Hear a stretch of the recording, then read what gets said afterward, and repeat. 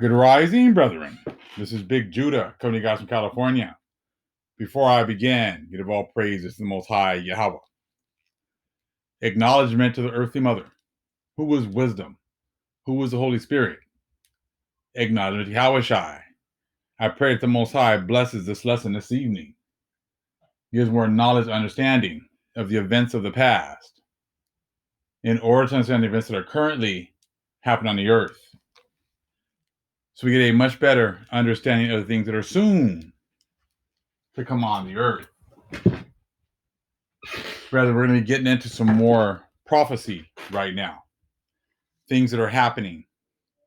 I'm getting a lot of emails and messages from people here in the nation, and the Most High is using our people here in the nation, our community, to put a story together, to open up prophecy and open up understanding.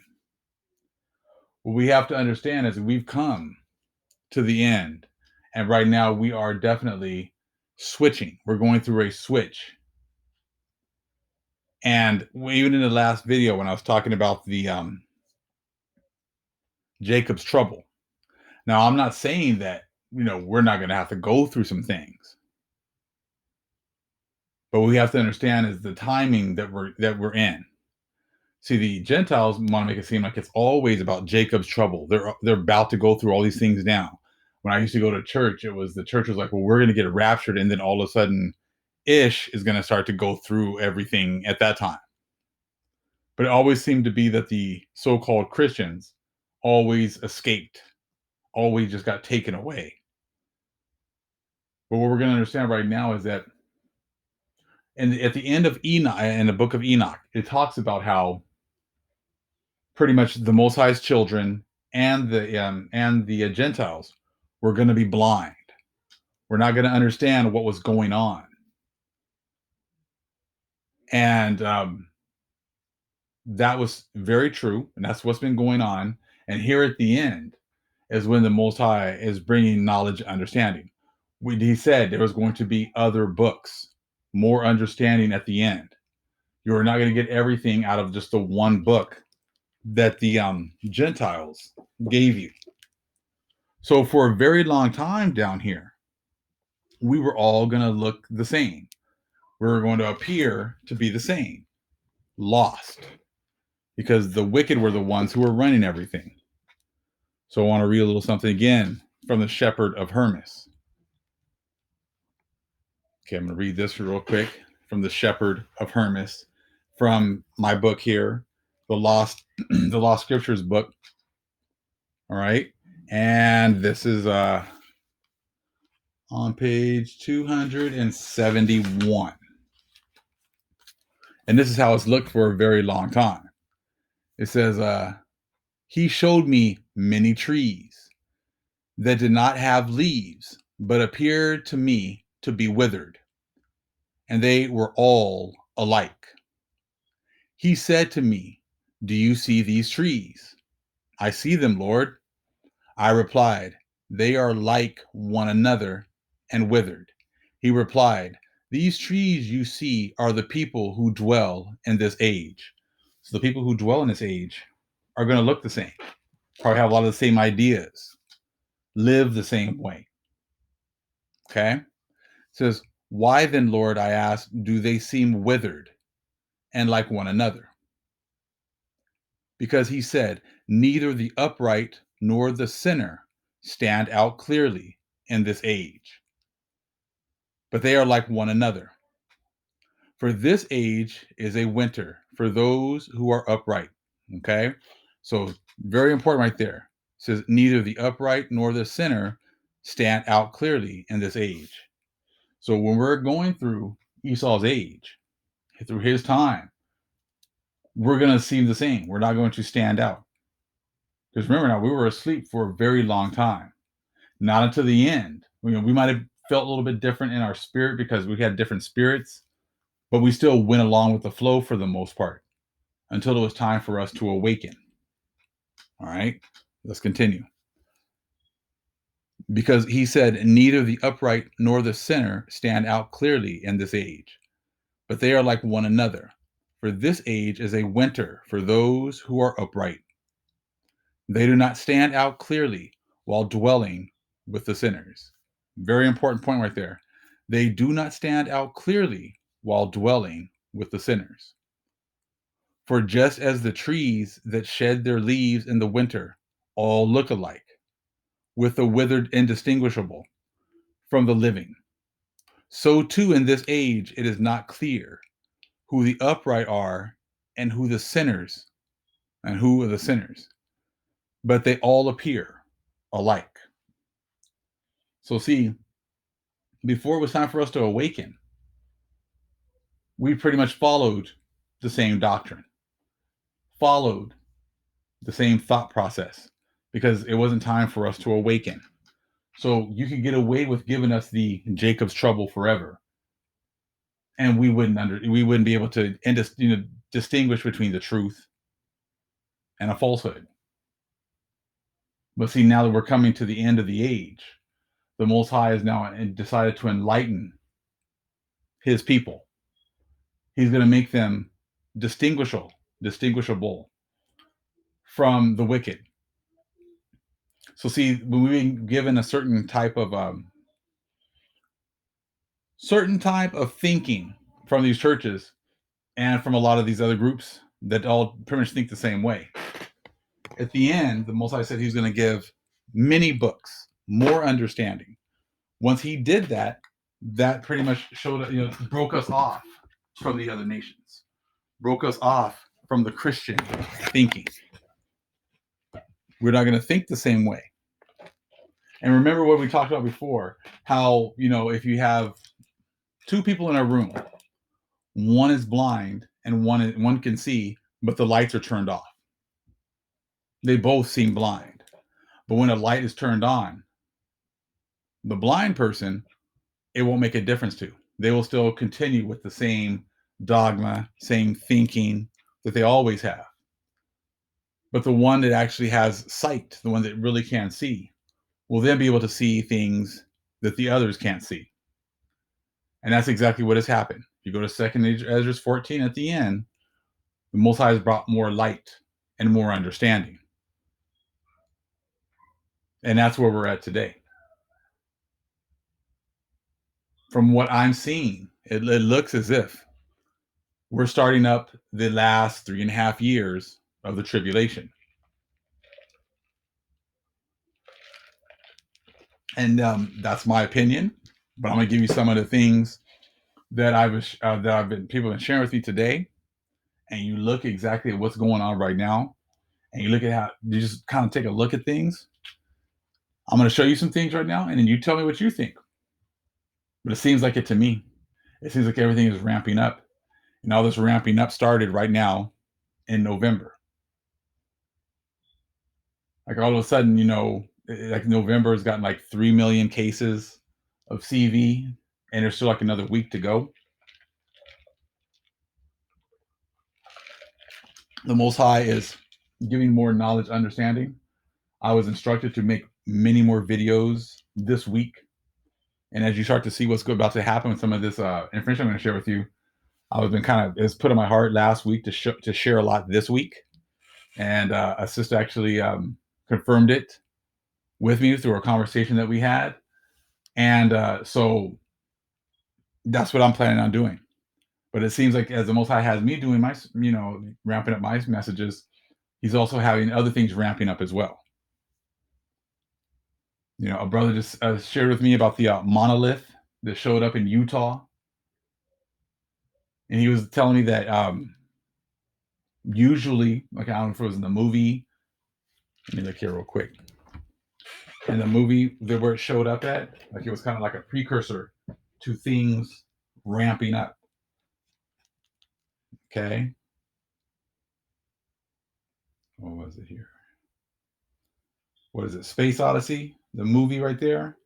And then when that monolith showed up, it was like right before all things hit the fan.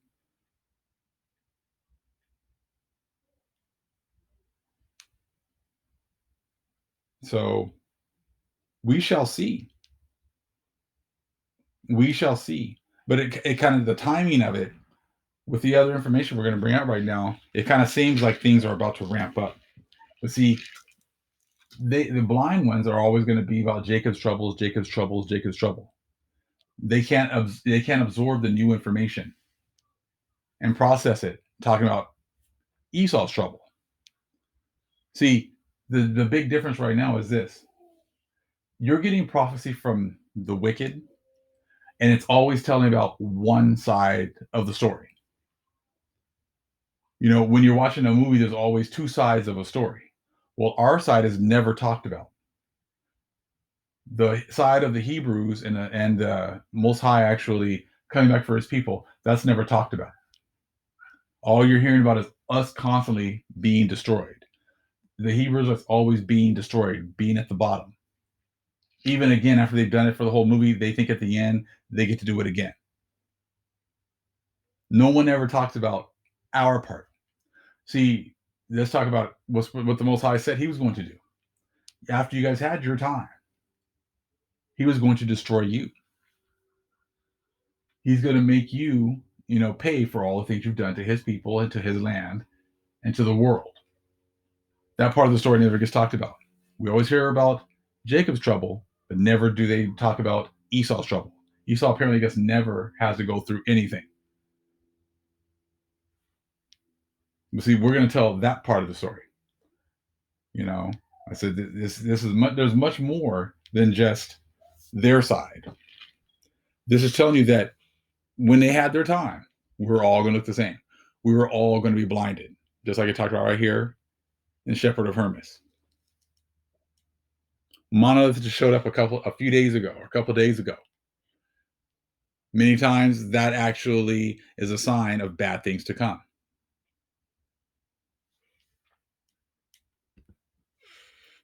Take a look at this email that sister sent me right here. Okay.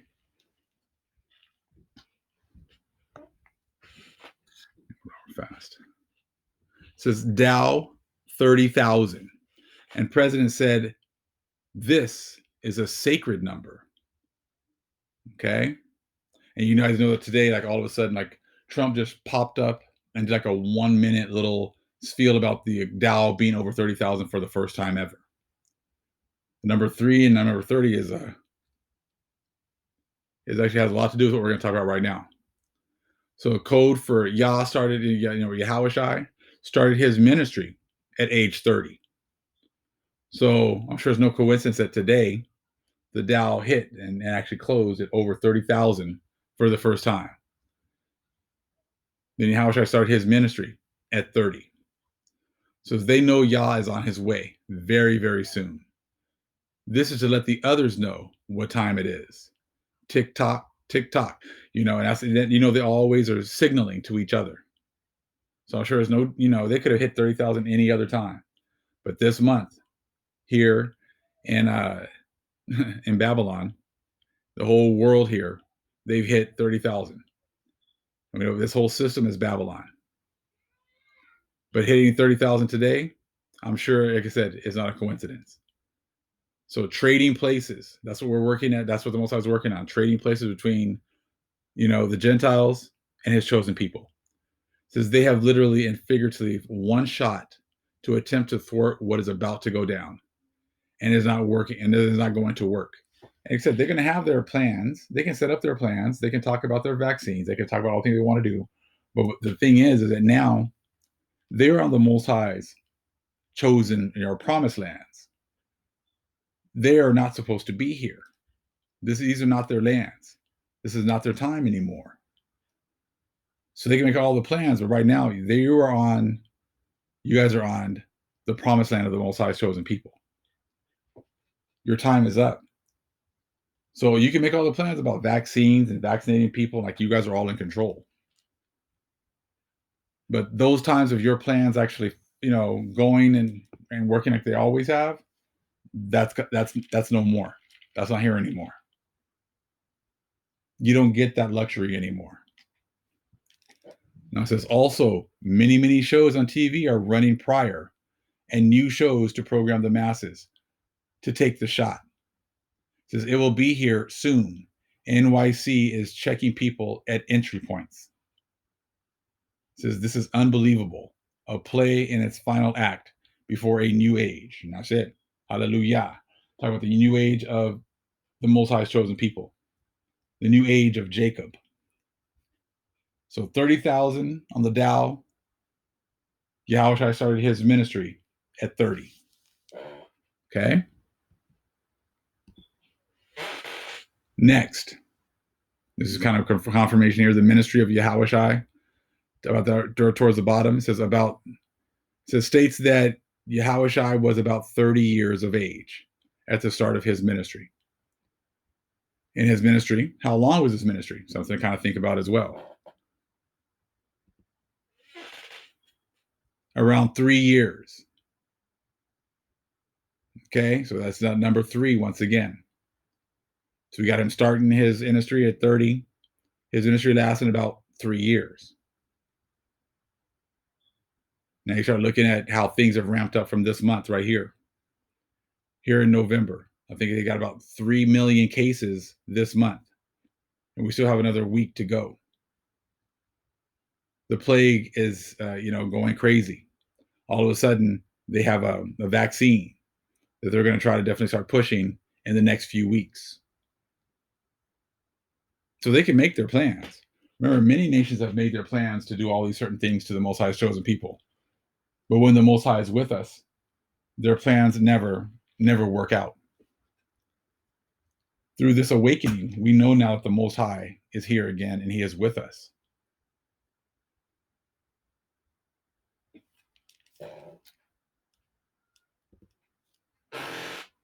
Oh, my chair's a little squeaky. Now I looked up real quick about the second eclipse over the United States in 2024. It will be the only total solar eclipse in the 21st century where a totality is visible in Mexico, the United States of America, and Canada. This is the one's going to be X marks the spot in Maconda, Illinois. You see when it starts, and when it's going to start, it comes back in April 2024. So starting right about November, you got 3.5 years. So in November, we have Dow hitting 30,000. Yahushua, actually be around 30 when it starts. His ministry being around 3 years. And now we're about 3.5 years before the next eclipse. Hence why I said it seems like now we're definitely moving into the second 3.5 year period. Okay, of the tribulation. All of a sudden now they're ramping things up for December. You think all this stuff is an accident? You think all of this stuff is just on accident that all of a sudden now they're ramping things up? But see, they have plans that this is going to be a tribulation for us. But we've been going through our tribulation for 400 to 500 years. Would it not make sense for this to be the transition period from their power to us being empowered? It's going to take some time to transition. So now it would make sense that now would be the time where the Most High is going to step in. They might make their plans and they have the things that they want to accomplish, but now being the time of the Most High stepping in. Remember when you read Joel 2, how the Most High removes the other nations from our lands. Will this be the 3.5 year period of the removal of the other nations? You can't just take the things that they say and how they break it down and just take it as we can trust what they're saying. But everything is lining up for now, Yahushua to have his ministry going on, for them to actually see who the Most High's chosen people are, for them to be getting moved off of our lands. You got signs all over the place. You have this monolith that just popped up out of nowhere. You see them actually signaling to each other about the 30,000, the Dow being at 30,000. Yahushua having, being 30 when he started. Like I said, we're living in beautiful times, and like I said, this is all information. Like I said, we're getting from the Most High, and He's using many of our brethren to bring this information out. Let me read a little bit of Joel 2. Let's take a look at that again, since we're kind of talking about it.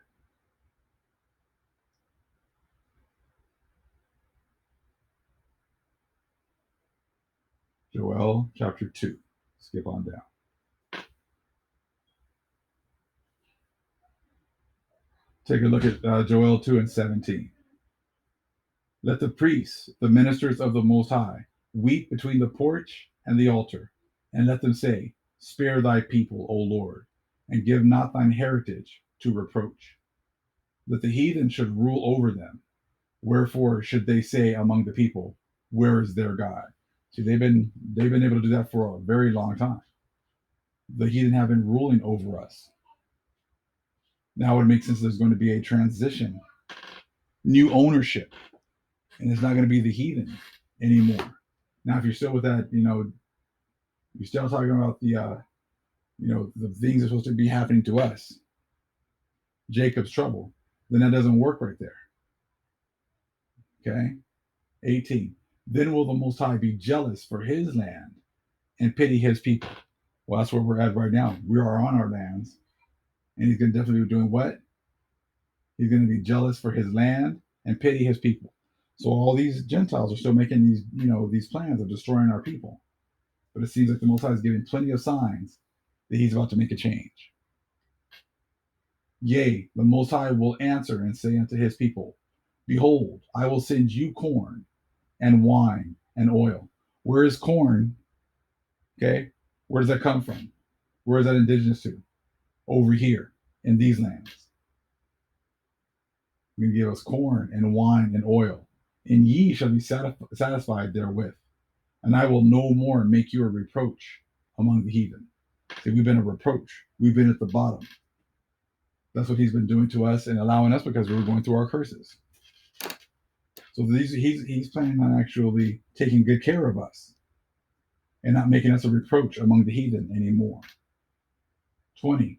But I will remove far off from you the northern army, and will drive him into a land barren and desolate, with his face toward the sea, and his hinder part toward the utmost sea, and his stink shall come up, and his ill savor shall come up, because he hath done great things.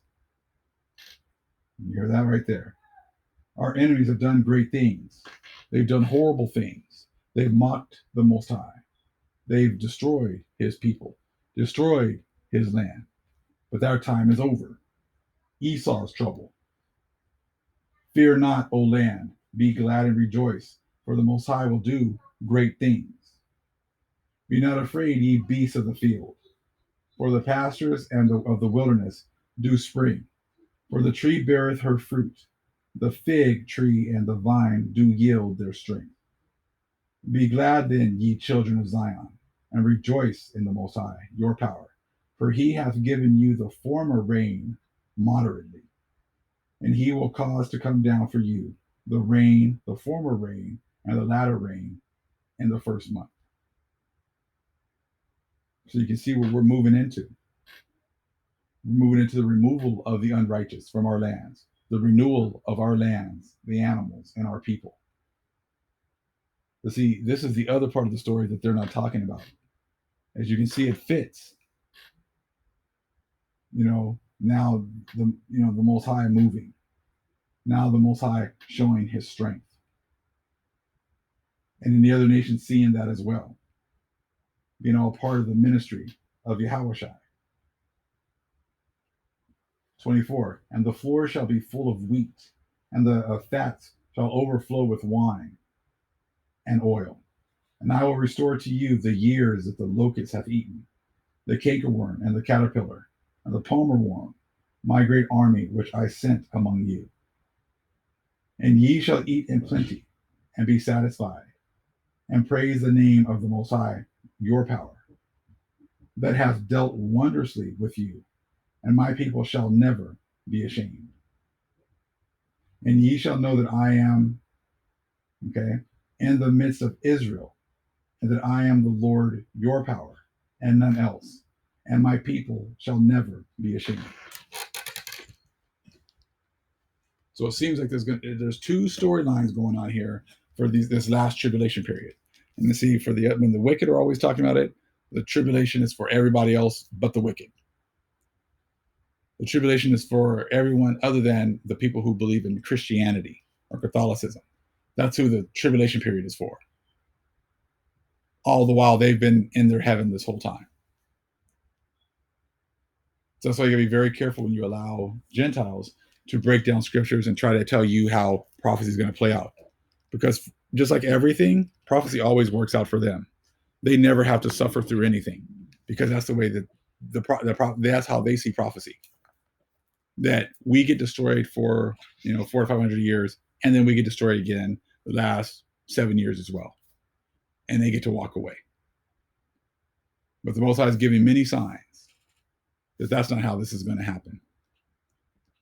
We're now 3.5 years before the next eclipse.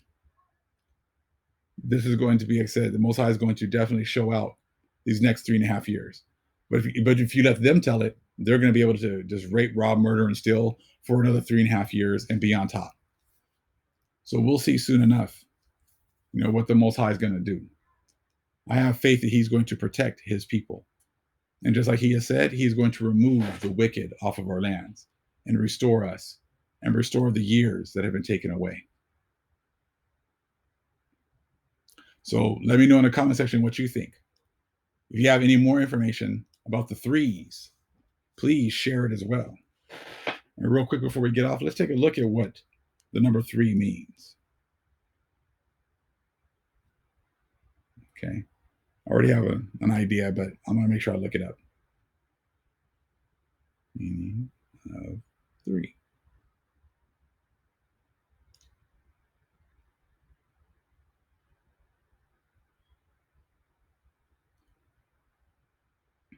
Okay, here we go. First of all, we can say that the number 3 is associated with the Trinity. Okay. It says it means that you receive the protection, guidance, and help from divine forces. Your angels are protecting you and giving you support and strength. In math, number 3 is a prime number and also a triangular number. So that would make sense in these times right now, that it means that you receive the protection, guidance, and help from divine forces. If that's not what's going on right now, if that's not what we need right now, we are surrounded by our enemies. And we definitely need to receive that protection and guidance and help from divine forces, from our Father, from the Most High, from the earthly mother, our mother, and from the angels. Those are the times that we're moving in. So we don't be listening to how the wicked are going to break it down, because if they break it down, we're always going to be at the bottom. They're always going to try to keep us in fear of what they're going to do next. For me, I'm going to rely on the Most High. I believe I'm going to receive that protection, that guidance, and help from divine forces. And so should you, brethren. All praise is to the Most High, Yahweh. Acknowledgement to the earthly mother, who is wisdom, who is the Holy Spirit. Acknowledgement to Yahweh Shai. Shalom.